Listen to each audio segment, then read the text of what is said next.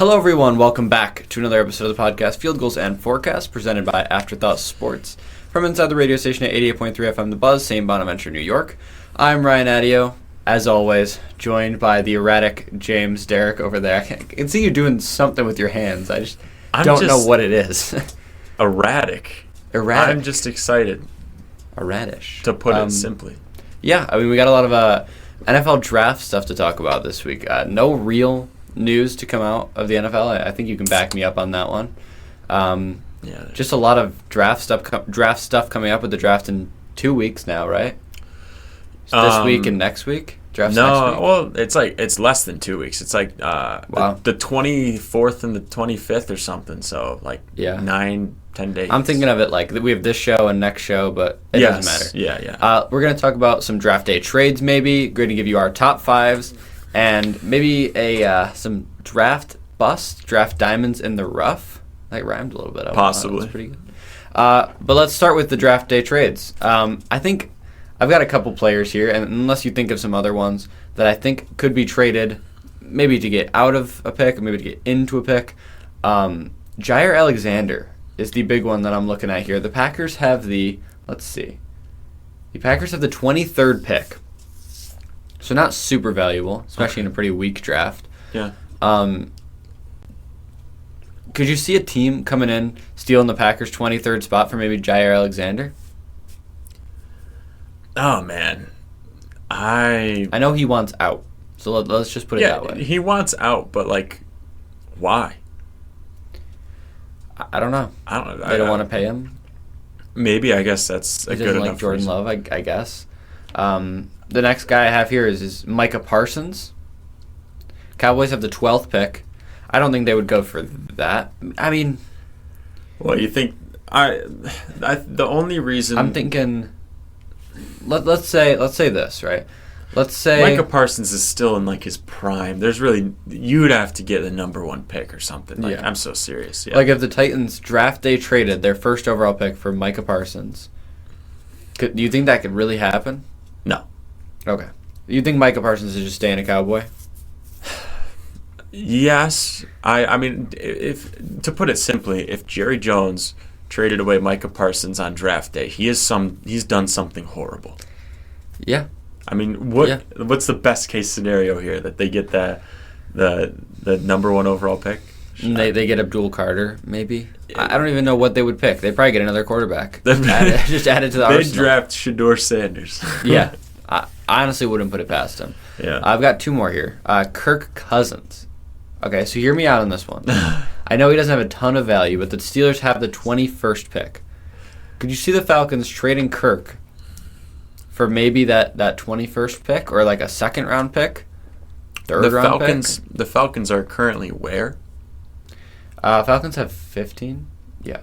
So why do you want the 21st pick? Well, I'm saying the Steelers have the 21st pick.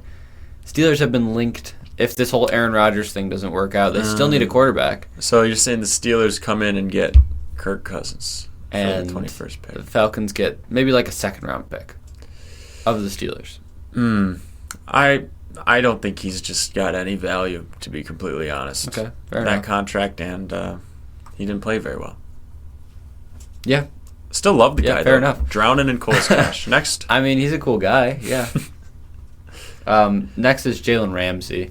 He's just been, even today, he's been linked to trades wanting out, him and Tyreek Hill. So we could see either of them get traded here on draft night.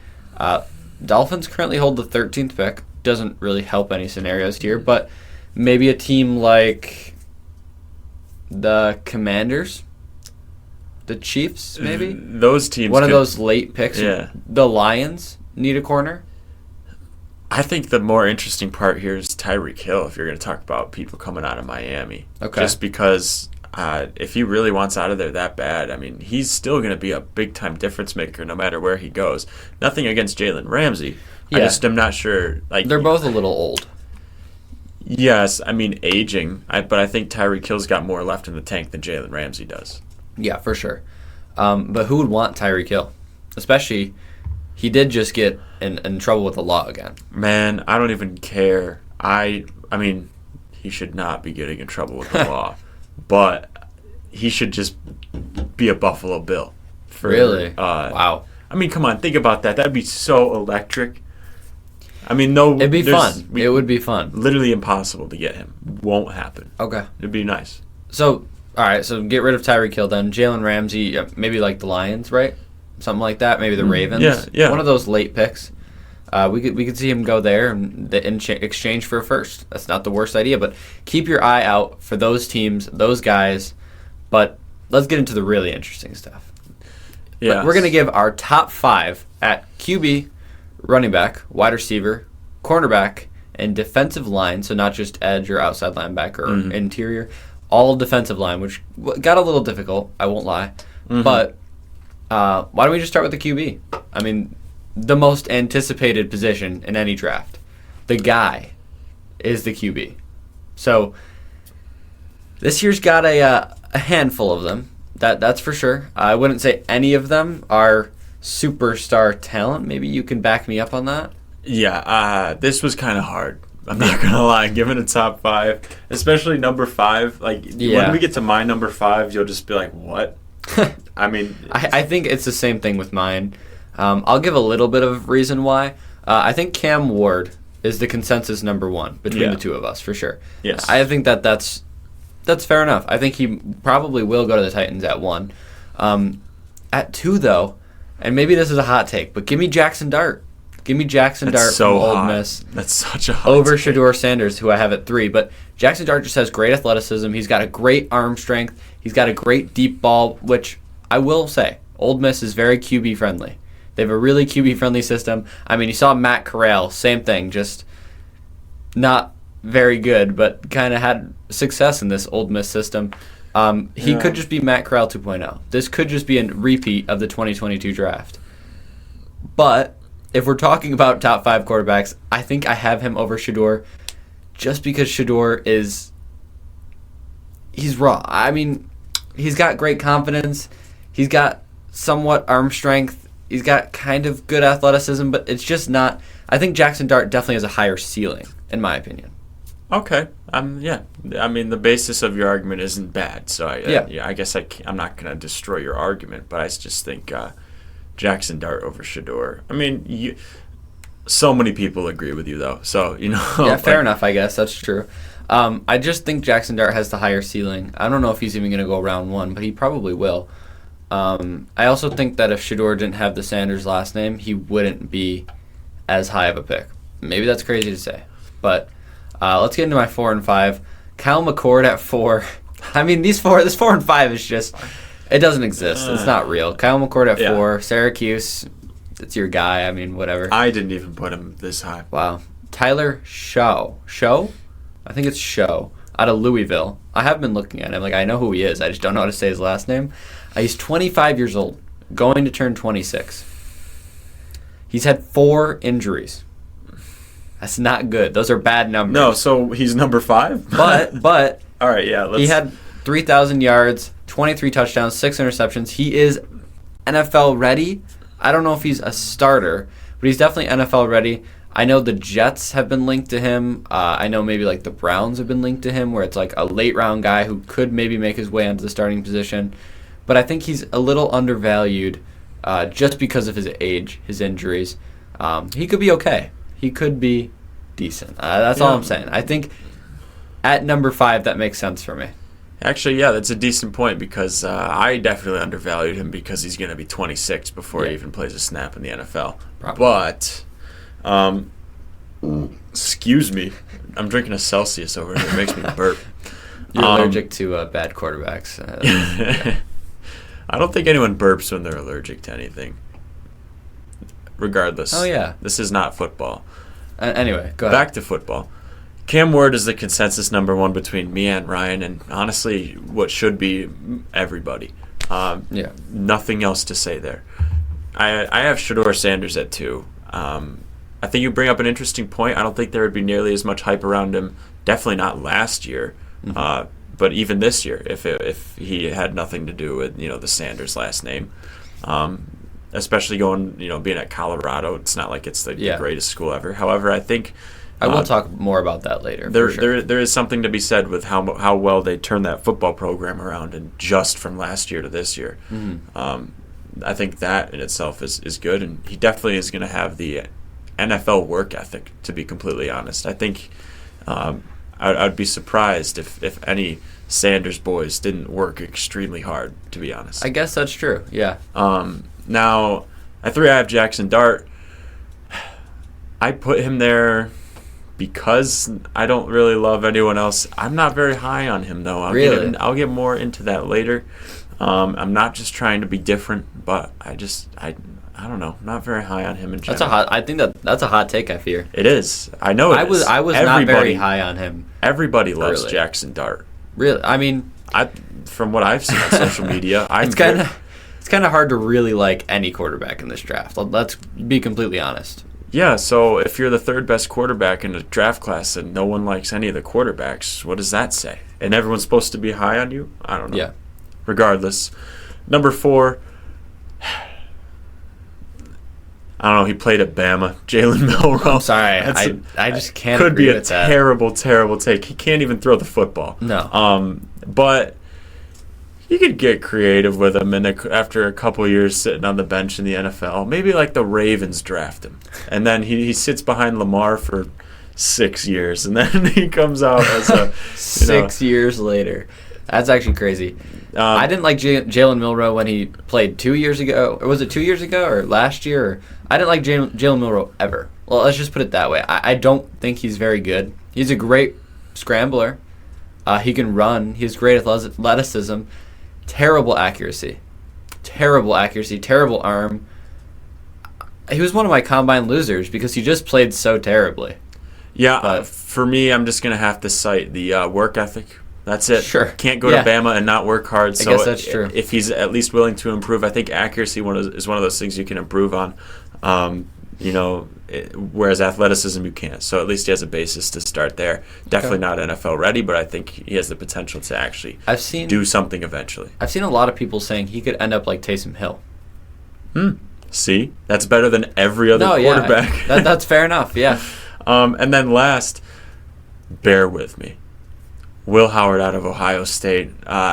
He was helped out a lot by the talent that they had there. I'm not sure if he's actually very good. Some of the bad things that they had to say about him on his draft profile was that he only reads about half of the field. Yeah. He can make plays with his legs, and he is accurate, and he can get the ball out against a blitz. But again, that has a lot to do with being at Ohio State. They were absolutely loaded. So. I will say, did you see the John Gruden, Will Howard meeting? Clips of it. Where he was like, you're built like Josh Allen. Why aren't people taking you higher? Hey. No. I'm just kidding. He has no football IQ. He has no arm strength. He has no accuracy. He's not mobile. What does he do? What does he do well? Did you see his combine? He plays at Ohio State. People are saying it was the worst QB combine of all time. Oh, man, the combine, I'm not trying to say it doesn't matter, but, there are... If you can't throw with nobody guarding you, like nobody guarding your receivers, there's no way you can throw with NFL talent. He was nervous. If he goes higher than, like, third round... I would be very surprised. No, yeah, that was just kind of my shot in the dark. I wanted to be a little bit different. I didn't want to put Kyle McCord, even though I probably should have.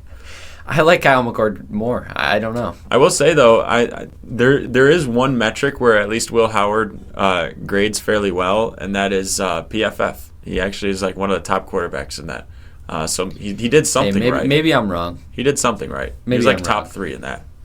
All right, let's move on to the next position. We have wide receiver. Before we do start, I do want to mention LSU wide receiver Kyron Lacey, who unfortunately took his life 2 days ago. That seems about right, yeah. Yeah, it doesn't matter, but it's a really unfortunate scenario. Prayers for his family, anyone involved. Never want to see or hear anything about that. And, I mean, he had such a bright future. It really is. It's very disappointing. Very upsetting. Extremely saddening, to say the least. But we do have the other wide receivers. I just wanted to mention that while we're on college wide receivers. Yeah. one, I think we both agreed on this, right? Yes, we both did. Tyrone McMillan out of Arizona. I've been saying his name wrong the whole time, but I Googled it. That's what they say. He's physical wide receiver, great hands, 6'5". That helps. I think if he's going to have a career, it's going to be like a Mike Evans type career, where he's just that reliable guy, always down the field. Okay. Yeah. Yeah. That I think you could definitely say that. My number 2 is a little interesting. It's maybe a hot take. I'm going with Matthew Golden out of Texas. Absolutely love his tape. I don't think it's that hot. I think they got a couple boys out of Texas. Yeah. I actually couldn't think of a reason why I don't want him. Does that make sense? Like, he ran a 4.29. Unbelievable. Ridiculous, by the way. Great route runner. Great hands. He finds open space. He has great yak. He has great ball tracking skills. He is great with readjusting his body. The only problem is he's 5'11". He's just under 6 foot, and he weighs just 191 pounds. So he is smaller, but I'm telling you, this guy is going to be disgusting. He's a specimen. I mean, you can draw player comps to him. I mean, the problem is I can't think of anybody, at least to my knowledge, that's 5'11", that small. But he's going to be in an NFL locker room, NFL trainers. He's going to be on a 1 million calorie diet as soon as he gets into the league, and they're going to have him lifting weights. But 4.29 speed? Yeah, 4.29. You can't ignore that. Can I give you a comparison? Sure. Tyler Lockett. Bada bing, bada boom. 5'10". 5'10"? I had to Google that, but I didn't know he was that short. Yeah, he's pretty short. Okay, wow. Fast, finds open space, gets downfield, great hands. That's my NFL comparison for him. But I actually could have put him 1. I really like him, but I just know Tyrone McMillan is just has that higher ceiling for sure, and he's a lower floor. Matthew Golden definitely has a shorter floor. I don't know, like the floor below. You get what I'm trying to say. I hope. No, I don't. Ryan, explain it, please. Like when you're talking about a floor to ceiling, right? This is McMillan's. This is Golden's, right? Like the floor is lower. McMillan I feel like he has a high percent chance to be good. He has a high floor. High floor. Yes. High floor, high ceiling. His absolute lowest is actually generally high. There we go. Thank you. I understood. You knew what I was trying to say. No, I was just trying to make you explain it. You sounded like an idiot. That's kind of mean. It is mean. But Can I get into my other 3 guys? Yes, you own me in football knowledge. So when it comes to just grammatical things, I gotta try to own you there at least. Fair enough. Right? Yeah. So. This is actually a really hot take. I fear. Luther Burden is my 3. Again, just high ceiling. High ceiling. I don't know. Maybe I'm wrong, but how is that hot? Okay. Hey, maybe it's not. It's a sneak peek into what I've got. Yeah. I think he has great run after catch. He's an occasional deep threat, but we'll get into that in a second. He's extremely, extremely athletic when I say that. He has great acceleration. He's a great playmaker. The word that I would use is like shifty. Very, very shifty. Gets around tackles, breaks tackles really easily. But I will say, and this stat is kind of crazy, 75% of his career catches at Missouri were inside of 10-yard lines. Or inside of the 10-yard line. Michael Thomas. No. I wouldn't go that far. No, I know. I'm thinking he's maybe not like even very similar, but I'm just saying. Maybe like a more athletic Deebo Samuel. Okay. Where you could use him in that way. Maybe like I don't know, maybe a JSN. Maybe sure. That's too far, but I'm not even sure if I'll talk about it when I bring up Luther Burden, because I'm actually very high on him. My 4, and I mean 3 and 4, you could switch these guys. I am pretty high on both of them. Emeka Egbuka out of Ohio State. It could just be the next great Ohio State wide receiver. We saw Olave, we saw Garrett Wilson, we saw JSN. He could just be the next one. But the thing I like about Egbuka that's different is he has a slot receiver, like a pure slot receiver, that can go deep. He can beat man coverage. He's 6'1". For a slot receiver, that's pretty big. He ran a 4.48. That's decently fast. He went 81 for 111 of his targets came out of the slot. Wow. 81. That's unbelievable. 81% of his routes were in the slot. His comparison for me is Cooper Kupp. That's the ceiling is Cooper Kupp, is that pure slot guy that, just good hands, trusty. He's always going to be open, safety valve. Like, can he get deep? Maybe, but that's my guy. I love slot receivers, but he is just a little bit on that slower side. He has some trouble getting separation, and he did take a little bit of a step back this year, even though they won the national championship, I will say. Yeah, I think on a couple of the guys that you were feeling iffy on, I actually agree, if not think more of them than you do. So okay. So enough. I mean, I'm going to start it off with McMillan. I think he's pretty much the guy that everyone loves. Again, he's just got, like, on his NFL comparison for his draft profile, they have Drake London. Yeah. That's a good one. That's a good comparison. He's got a extremely good highlight reel. Just watch him. Just look at him. Okay, yeah. That's all I'll say for that. Then for number 2, and this is where you got to bear with me because he had a statistically not very good season, but I don't think it was his fault, and I think it's the same reason that he had a lot of catches inside 10 yards, and that's where I've got Luther Burden. Okay. That's he fair. Quite simply didn't have a quarterback that could push the ball down the field. I mean, and they do want him to have the ball more often than not, so they're going to run him on a bunch of short routes. I think, what do you have, like only 660 yards or something like that? Yeah, I think it was a lower number. After, I think, a 1K season. Guy. So I'm very high on him, maybe too high. But his NFL comparison is Garrett Wilson on his draft profile. Wow. He is projected round 2, so, I will say maybe I'm too high on him. I will argue that a lot of these receivers are not projected round 1.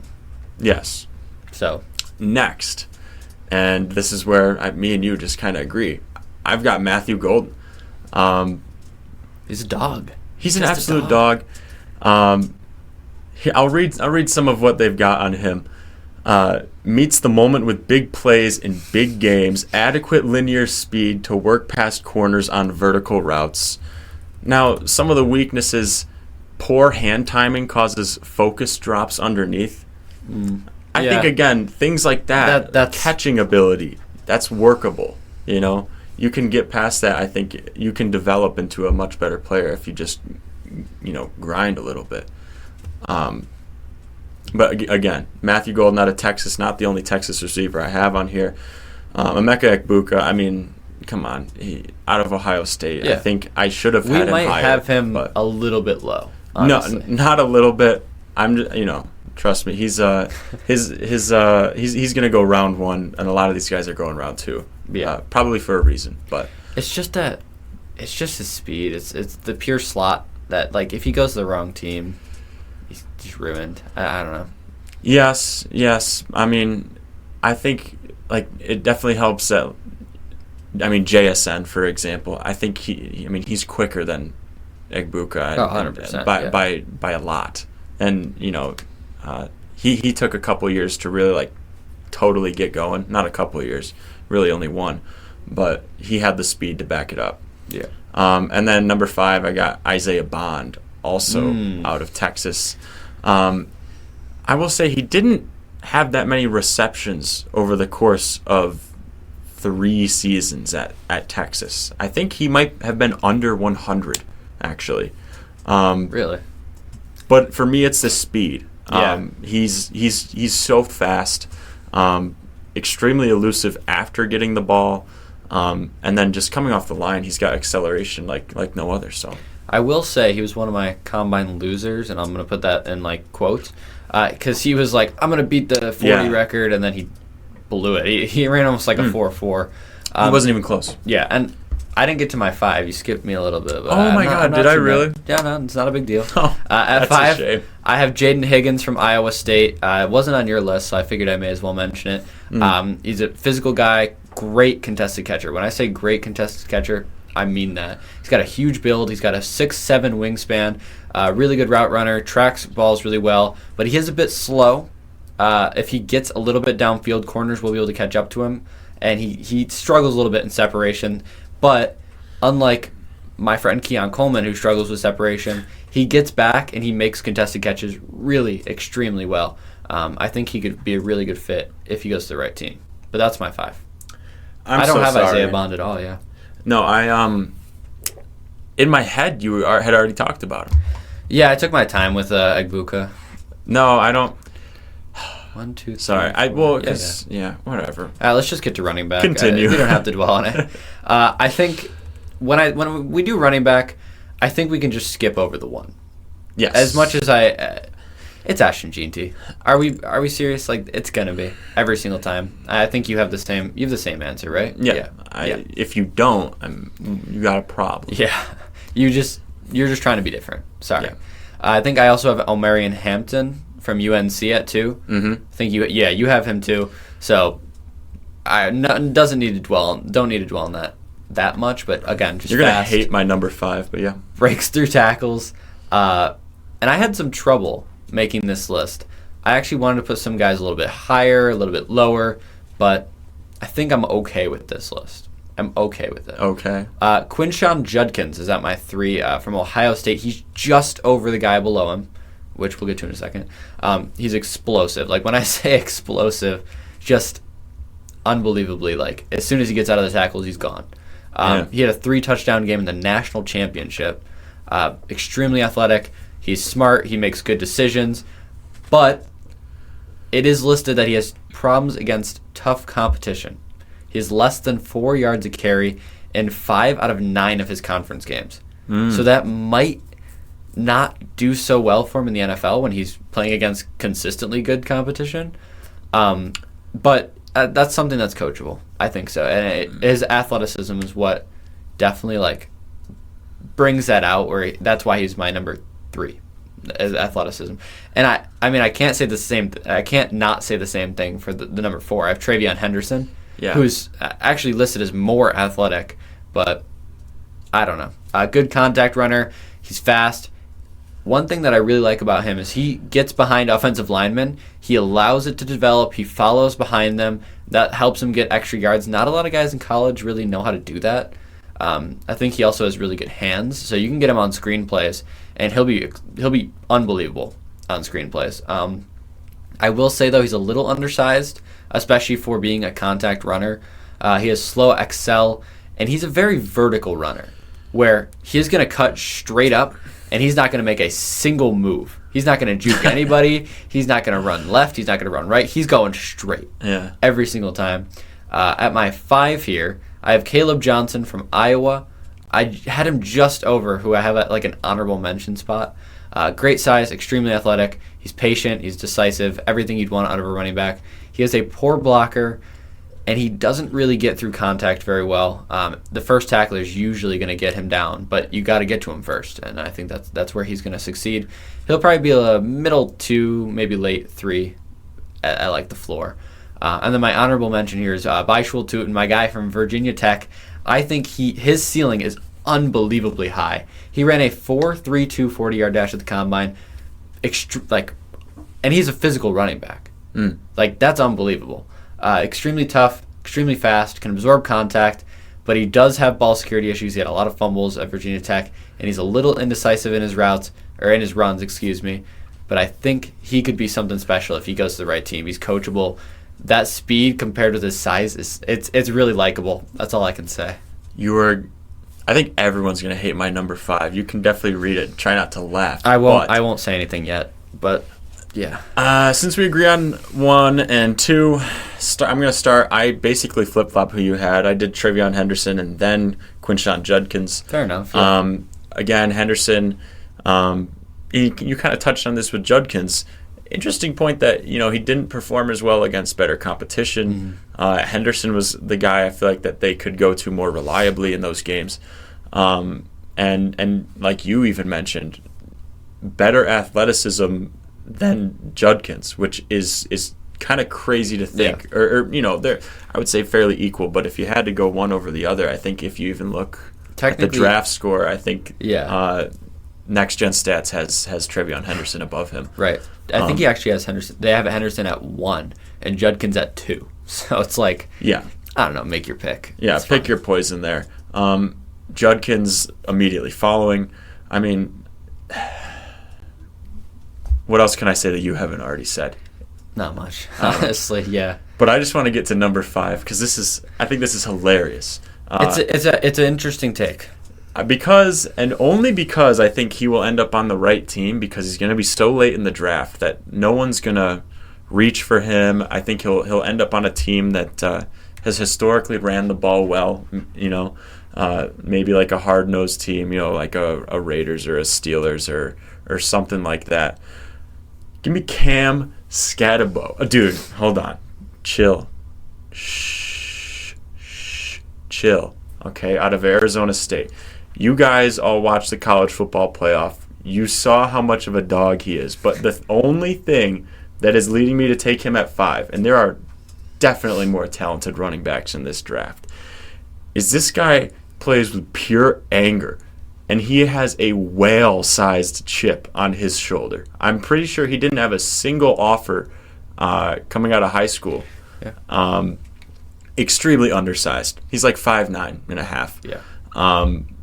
But I think he's one of those people that just has such an elite work ethic, and I value that a lot. I mention it a lot when I talk about draft because you can have all the talent in the world, and if you don't have a work ethic that is above and beyond, you aren't going to be able to make it at the next level.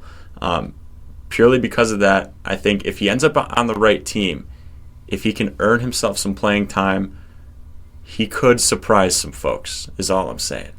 Very physical as well. I think he'll be a really good backup. Yeah, I mean, to be honest, he probably won't even ever get the opportunity. But I think if he can get it, he could run away with it. Not very fast either. I don't know still. If NFL scouts are very high on him. I'm no not one extremely is. high on him. I'm pretty sure he's like fourth round projected. I mean, he's going to get drafted, so he's going to go somewhere. Let's go to corner, though. I think you spent enough time talking about Cam Scatabo. I think we agree on one, right? No, we don't. We don't. Because you despise the best corner in this draft, but go for it. Yeah, unfortunately. Will Johnson from Michigan. That's my number 1. Still Should good. be everyone's number 1. Maybe that's a hot take. Maybe, I don't know. But you'll get to that. Great size, great athleticism. Plays wonderful coverage. What else could you ask of him? That's all I can say. Wonderful coverage.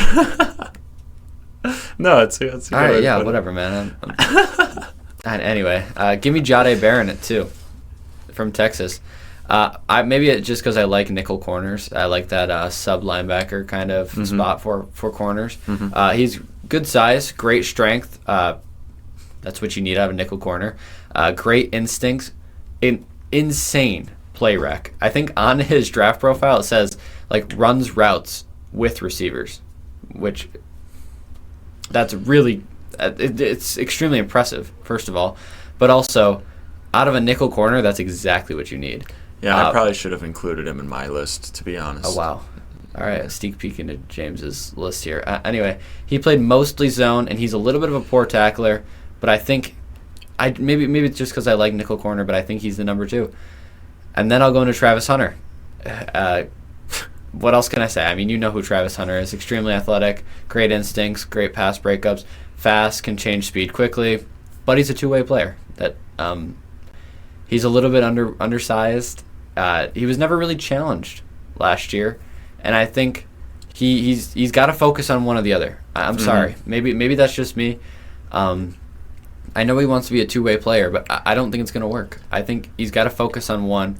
Pick corner, pick wide receiver, pick something, because I don't know. The NFL's a different breed. It's just not. I agree with that.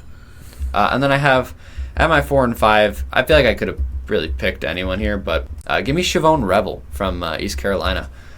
Great in man. He worked in some zone coverages and was really good.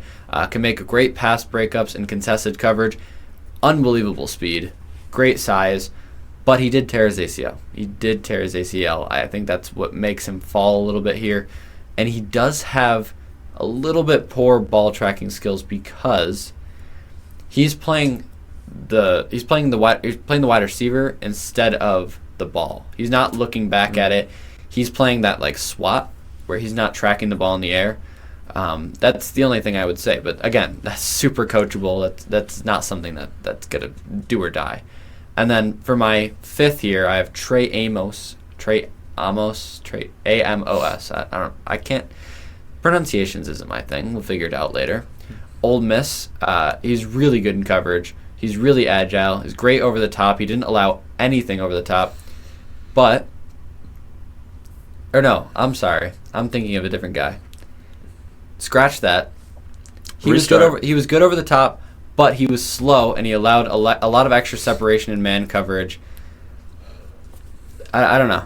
That's what I have here. I know at the Combine that was a big thing, is that he allowed a lot over the top, and they were worried he was going to be slow. But then he ran a good 40, so I don't know. Take it as you will. That's what I can say. Was that your list? Oh, yeah. I have an honorable mention to Maxwell Hairston from Kentucky. He's very good, very fast. Ran a 4.29, something like that. Unbelievable. He'll go first round. All right, go ahead. You're up. Yeah. For me, I went with Travis Hunter at number 1. Really emphasis on the fact that he stays at corner. I think he said something like, if I can't play both to a team that I'm drafted to, that I'm not going to play, or something like that. I think that's ridiculous. Yeah. You're a great corner. Just please stay there. Or you're a great wide receiver. Please stay there. Just playing both is a little ambitious, but again, if he stays at corner, I think he's just got such great instincts, and he's so athletic that he'll stick there. Number 2, Will Johnson. You definitely don't disagree with me here. Actually, you'd probably have him 1. But hey, man, he's an absolute dog. You talked about him enough. Number 3. Now this is where we actually get different. Benjamin Morrison. I mean, I'd be interested to think what you think about him as well. Why he wasn't anywhere near your list, first of all. Hold on. Let me look. I mean, because for me, he's got great speed and he's got good ball production. You know, he had 9 interceptions in 31 games. Maybe that screams a little more boom or bust for you, or like... I think he would be like a close 6 or 7, maybe. There are a lot of really good DBs in this draft, I will say. I don't know. I mean, he's projected second, third round. I just have a higher feeling, like a better feeling about Trey Amos and Siobhan Revel, I guess. Okay, and then I mean that's really all I got. Yeah, that leads me to Siobhan Revel. He's at number 4 for me.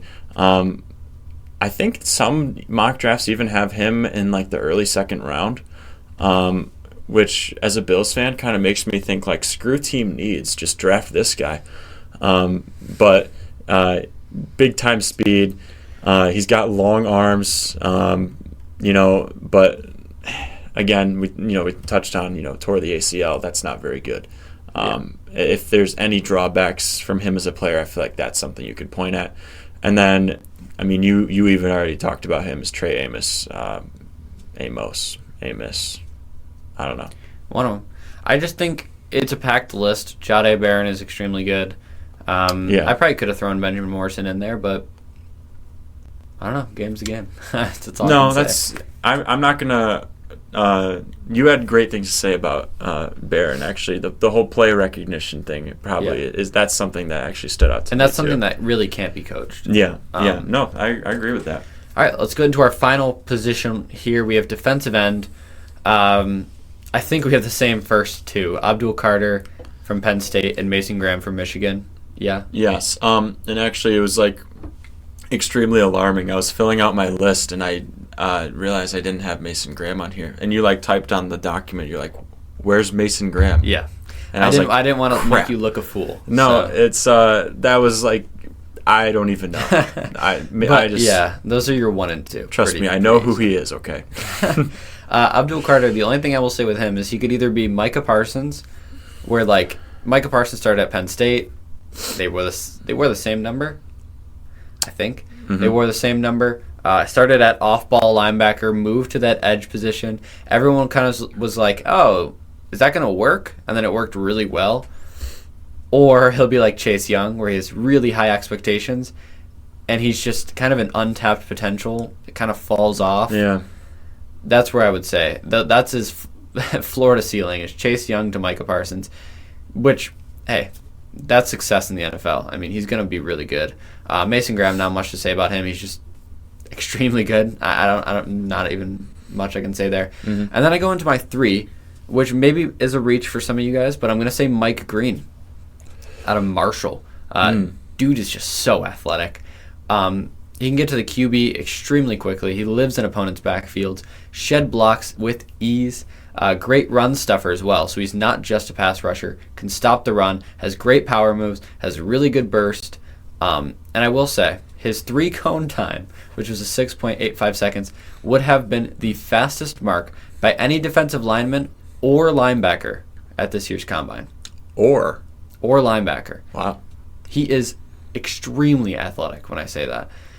He did play at Marshall, not a ton of competition, and he is a little undersized, but those are my biggest 2 weaknesses for him. That's something you can work around for sure. And then at 4, I have James Pierce Jr. from Tennessee. Again, boomer bust guy. That's all I can say. Explosive rusher, gets around blocks easily, really good tackler, extremely good tackler. I want to emphasize that. And he's a great edge setter, but he's a little weak, a little bit undersized. Again, boomer bust. And then Shamar Stewart, Texas A&M. And honestly, again, boom or bust. Like, this guy is the definition of boom or bust. He has great... like, scouts are saying, they're saying he has a rare combination of speed and size, right? He is explosive, despite how large he is. But he didn't do anything in college. Yeah, didn't translate whatsoever. Did not do anything in college. Great speed, great size, great measurables. Anything you could ask for. Has good strength, can chase. He drives blockers in the backfield, collapses pockets. Bad hand usage. Didn't produce anything in college. Yeah, So there's your boomer bust right there. Yeah, really not sure what to make of him. It just didn't translate. I don't know. Yeah. Nothing you can say. But I will say I kind of agree with you on those two. Both your boomer bust guys. Obviously, we touched on Abdul Carter. I mean, he's the number 1 pick in the draft. Mason Graham, he's going to be high up there. I've got James Pierce Jr. at 3. Okay. I think I have him a little bit more on the boom side, but I will admit boom or bust as well, simply because of the frame. I mean, you just look at him. He looks like he needs to eat more food. He is undersized, yeah. But, at least he makes up for it with elite quickness, gets around blocks pretty easily. Actually, they have like a little highlight reel in the bottom of the draft profile, and it's actually like crazy. It's hard not to watch them while I'm recording this episode. And then at 4, I've got Shamar Stewart. Same kind of thing. Tremendous upside.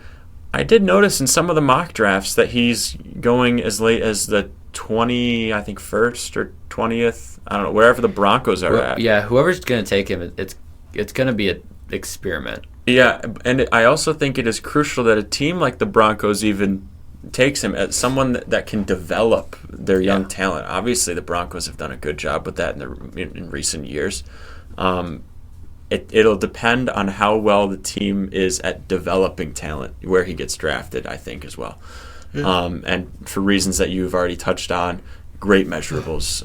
I think it just depends on how they can get it to translate. And then I also have Mike Green.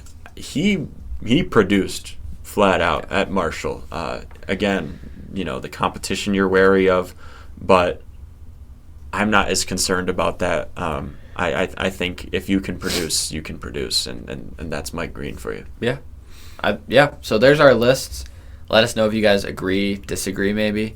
I know we've had a couple of controversial takes here. I know we're probably going to get some slander on this one for sure. But let's move into our diamonds in the rough and draft busts. I like that rhymed a little bit. That was pretty good. Kinda. There you go. All right. Can we start with this? Let's start with busts, just because I want to say every single quarterback in this draft could be a bust. Can we agree on that? Yeah. Cam Ward, he makes questionable decisions. He's either on or he's off, right? Extremely athletic, makes great throws. He's probably going to be the number 1 overall pick, but he could completely be a bust. I mean, Shedeur Sanders, I've got him on here. He's got terrible pocket presence. He barely ever throws it away. He played in a terrible conference. He isn't that mobile. He makes bad throws that could probably be intercepted by any NFL corner.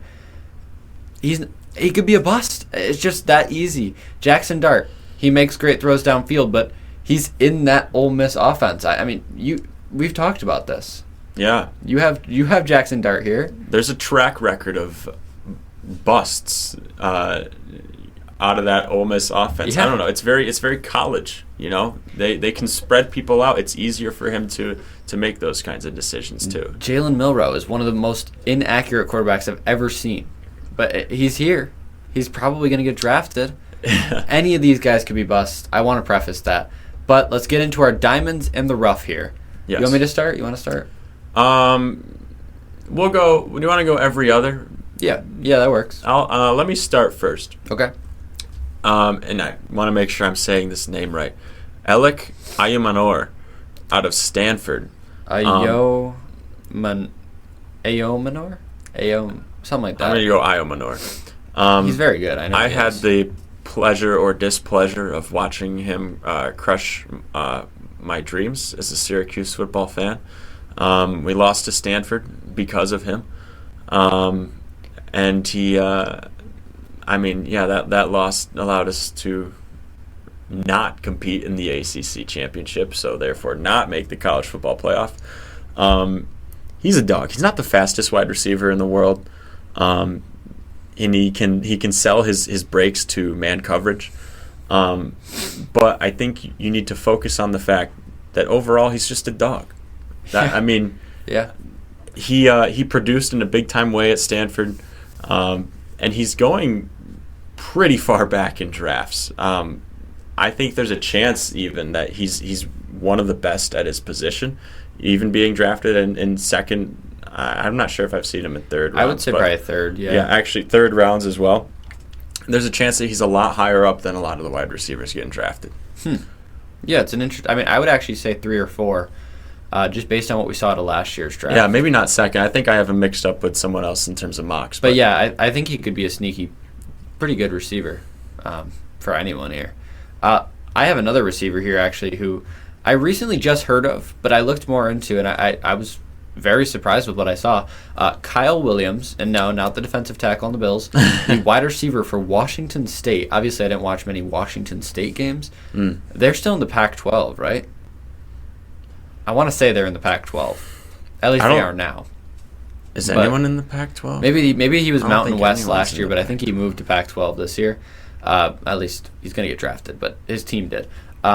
He's extremely fast. He ran a 4.440. I shouldn't say extremely fast, but very fast. Great acceleration, good separation. He can take the top off a defense extremely easy. He has really good hands, great concentration. I will say there are a couple catches where like the ball is bouncing. He had a Washington State quarterback, so you can kind of assume they weren't the best of throws. But he has great concentration. He brings the ball in really easily. Great awareness, good route running. He could even make his way up there into a late first-round pick. It's not ridiculous to say. No, I kind of like what you've been saying. He's 5'11", 190, so 1 pound less than Matthew Golden. And he has trouble making contested catches. And they said he can't get to the highest point, which, he doesn't come back for the ball. He lets the ball come to him. So that's not ideal. But he could develop into something really good, I think. He's a sleeper. He's a draft diamond. What else can I say? Yeah, I think another draft diamond that I've got here is Harold Fannin Jr. out of Bowling Green. He's projected round 3 to 4, but man, did he stand out at the combine. Really? Yeah, I think that'll move him up, but I think initially he was projected round 3 to 4, and actually they still have on his page 3 to 4. And that's interesting. He ranked second among tight ends at the combine. Most receiving yards in all of college football last year. Yeah. So what else do I have to say? You kind of took it out of my mouth, but yeah, he just look at the highlight reel, okay? Notice how many highlights there are, first of all. Think about how many teams need a tight end. Think about how many teams need a tight end. I think it's also something to consider. There's going to be a lot of tight ends drafted before him coming out of bigger schools. They say he's got automatic hands, super quick, great acceleration off the line. His comparison is Jawan Johnson, which... it's decent. Yeah. That's decent, but I think they're still doing him a little dirty. Yeah, that is a little dirty. I don't know. I feel like I've heard... and I don't have the most extensive college football knowledge. I think that's very evident after this video. But even I have heard of a Harold Fannin Jr. I think going into this season or a couple weeks into the season. So I was a little surprised to see him being that late. So I think he's a diamond for sure, just because he's going to perform better than where he's drafted. Kind of reminds me of and this is crazy because this is Hall of Fame talent, but Antonio Gates, where it's a very consistent catcher, not the fastest guy, doesn't really run crazy routes, but he's just always open, always going to catch the ball. I think that's where that pushes me. Yeah. Yeah. My final draft diamond here, 2 of 2 here. Landon Jackson from Arkansas. If you haven't heard of him, look him up. He's been rising and rising and rising up draft boards. He's listed as a defensive end. He's more of a outside linebacker. He can even play off-ball linebacker as well, I'm pretty sure. He's 6'6", 264 pounds, and he moves quicker than any 6'6" dude I've ever seen in my life. He has a 40.5-inch vertical. That's unbelievable. He has great timing, gets into the backfield extremely quick, and he plays well against really high competition as well. He played extremely good, I think, against Alabama, they said, or at least I saw. I don't know. There's not much even... He could go 2, maybe even late 1. He does have some poor change of direction and contact balance, but he's huge. He's athletic. He's an experiment. A lot of these guys are just experiments, but I think any team that gets him could develop him into something really great, and he's a diamond in the rough. Yeah. And like you said, he's rising up draft boards, and I think it's also worth mentioning that different from a lot of people going into the draft this year, he's not 23, 24, 25. He's only 22 years old. Yeah. And that helps. You can develop him a little bit more. He doesn't have to play right away. Yeah. And then let's get into our busts here. I mean, we've talked about the QBs, so we won't go over that. Let me start on this one. I did say both the Colorado boys. All right? Shedeur, talked about it. Not going to talk about it again. Don't have high expectations for him. Travis Hunter. I know it's Travis Hunter. He is so unbelievably athletic. He plays 2 ways at both high levels. But how long-term is that? How long is he really going to be able to play 2 ways? And when he doesn't, is he really that good at one position or the other? Yeah. Okay. He's a great corner. He is a great corner. He's a great corner. He's a great wide receiver. I want to say temper expectations. We say that a lot. Is he really a top 3 pick? Is he really a top 4 pick? I just don't think so. He'll play. He's going to be great, and maybe this will come back to haunt me. It'll tear me up when he's tearing up the NFL, but I just don't think his success is going to be long term. He reminds me of Tavon Austin. Oh man, you can't. Just to clarify, you don't actually think he's going to produce at a Tavon Austin level? No, but extremely athletic, and it didn't transfer over to the NFL. Okay. Man, Tavon Austin, that's a name. Maybe I'm wrong. I'm just saying he's very good. I won't deny that, but I just think the 2-way thing really doesn't do it for me. Okay. I think ultimately what will happen, and this is why I have faith in him, is just they'll get rid of the 2-way thing at one point when he realizes it won't work out, and he'll be a stud at corner. That's what I think. Yeah. But I don't know. You do bring up a good point. There's better corners. I just think there's better corners. Yeah, that I think is a good point, where maybe he's not top 3. Top 3 in the draft. That might be a little crazy to think about. But anyways, are you done there with your boss? Yeah, I'm done. Okay. I'm done. I already touched on Jackson Dart, but I will say, it's team dependent. I think like any quarterback in this draft class, he's not ready to play right away. I think that's not, that's a fairly obvious thing to say. But I feel like at an NFL level, he's going to struggle throwing the ball deep like he did at Ole Miss, where you can't get as much of a read prior to the play. You can't stretch guys out as far as you want. And it's not going to be as easy to read the field. Yeah. He doesn't have the quickest release. They've also said his footwork isn't great, making him rely on his arm, his arm for a lot of these throws. And I think you can get away with that at the college level. And I think trying to translate it to the NFL level might be difficult unless he can, get some work in for maybe 2 years underneath a different quarterback for another team. But and then who's your second bust? My second bust, and I do actually think highly of him, but I think you can't ignore someone who's torn their ACL. I think Siobhan Revel Jr. has a chance, even if it's just re-injury. I'm not saying he's a bust because of his talent level. I think anyone who's had a massive injury like that, you need to be careful. And, we say temper expectations, but please do. Yeah, I agree with that. It shouldn't be taken lightly. And the risk of re-injury and, God forbid, a second injury, that is when you really go downhill, after 2 surgeries of that. And that could happen, since he's already done it, that could happen before he's even, 28 years old or 27, and right when he's in his prime. So do wish good things for Siobhan Revel Jr. I actually think high of him. He's got good talent, but again, can't ignore that. All right, and then my final draft bust here. I feel like neither of these are going to actually work out, and I'm just going to get flamed. But Jalen Walker, okay? He is such an experiment.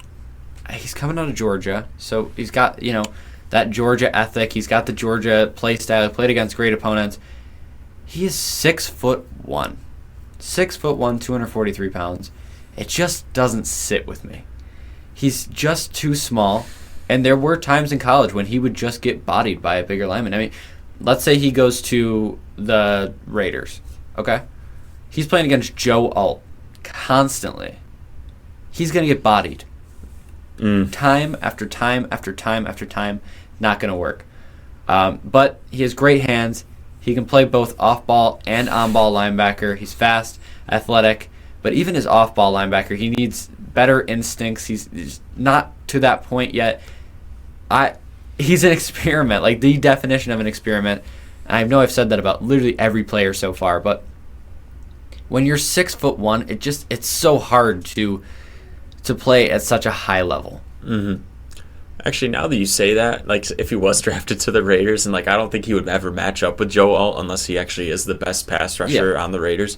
But like, just imagine that matchup. Like, Joe Alt could probably block him into the sideline. Yeah. Like, that's not, like, That's what I'm saying. Like, Mekhi Becton. He's 6 foot, like, or Evan Neal even. These guys are huge. It's just not going to work. It's just not. I think he's fast. I think he's athletic. He plays both positions at a decently high level, but it's going to take some work. If he goes to the wrong team, he's a bust. End of story. Yeah. Maybe. Cool. There are smaller guys that are good at playing under big, tackles I guess and stuff that's like true that. Too, but we'll see. But yeah. And then my final question here. I didn't have this written down, so I'm putting you on the spot. But sure. Who would you like the Buffalo Bills to draft this year at 30? They're at 30, right? 30. Yeah. Right? At 30. Oh, man. Now, I think in the mock drafts now, like I'm on, I just picked one on Bleacher Report. They have us taking Kenneth Grant out of Michigan. I don't know a whole lot about him. He's good. I know he's again, boomer bust, but interesting pick. I'm not sure. Like, yes, we need defensive line, but also in the same mock draft, I think we could benefit from taking a bit of a risk. James Pierce Jr. is right now at 32. So you're going defensive lineman. I'm still going to go defensive line. However, I will say there's so many good corners. You really probably couldn't go wrong either. Yeah. I mean, you could get a corner second round and you'd be fine. Yeah.